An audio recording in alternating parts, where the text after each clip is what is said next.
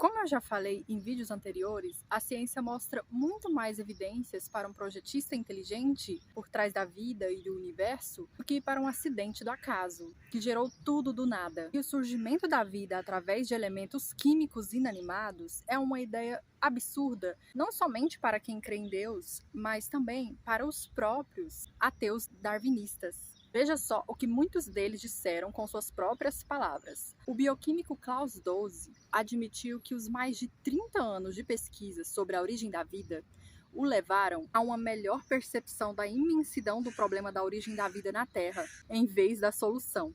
Ele disse que, atualmente, todas as discussões sobre teorias, experimentos de princípios nessa área terminam em impasse ou em uma confissão de ignorância.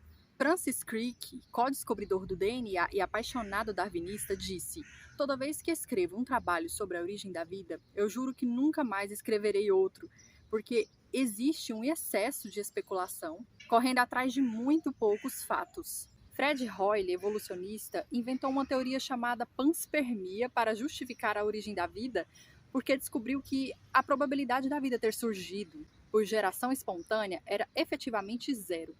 Essa teoria admite que existe inteligência por trás do surgimento da vida, mas no caso ele sugere que foram extraterrestres, só para não admitir Deus. Chandra Wickramasinghe, que também defende essa teoria da panspermia, admite que os darwinistas estão agindo com fé cega quando eles dizem que a vida surgiu espontaneamente com elementos químicos. Ele diz o seguinte: "O surgimento da vida, tomando como base uma sopa primordial na Terra, é meramente um artigo de fé que os cientistas estão tendo dificuldade de espalhar. Não existe comprovação experimental para apoiar isso atualmente. A verdade é que todas as tentativas de criar vida com base em algo não vivo, começando com Pasteur, não tiveram sucesso." O microbiologista ateu Michael Denton admite o seguinte: "A complexidade do tipo mais simples de célula é tão grande que é impossível aceitar que tal objeto possa ter sido reunido repentinamente por algum tipo de acontecimento caprichoso ou altamente improvável. Tal ocorrência seria indistinguível de um milagre." O físico e cientista da informação Hilbert Yockey diz que a crença de que a vida na Terra surgiu espontaneamente, com base em uma matéria inanimada, é simplesmente uma questão de fé num reducionismo profundo e está baseada inteiramente em ideologia. Richard Dawkins, cientista darwinista convicto, reconheceu o seguinte sobre os darwinistas: "Nosso comprometimento filosófico com o materialismo e o reducionismo é verdadeiro." Ou seja, ele reconhece claramente um viés por trás dessa teoria.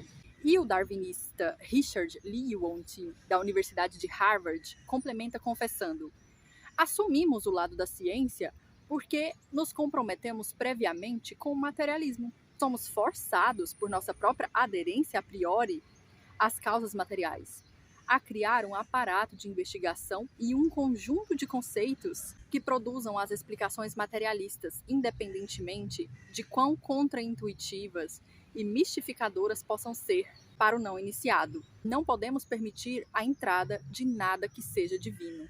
Os darwinistas têm fé em sua teoria, pois os próprios cientistas percebem que são meras especulações sem base realmente científica. As constantes antrópicas, que eu já comentei em outro vídeo, e a mensagem tão numerosa, específica e precisa que contém no DNA dos seres vivos, que eu também comentei em outro vídeo, já nos mostram com clareza que a vida não pode ter surgido do nada. Os cientistas admitem isso, a ponto de alguns criarem teorias extraterrestres para explicar essa complexidade tão específica.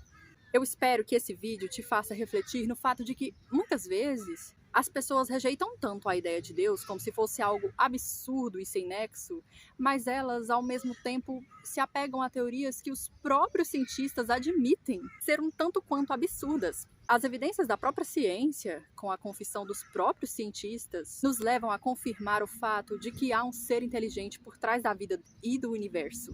Que esse ser inteligente alcance a sua inteligência e pensamento crítico e te leve a conhecê-lo a cada dia mais.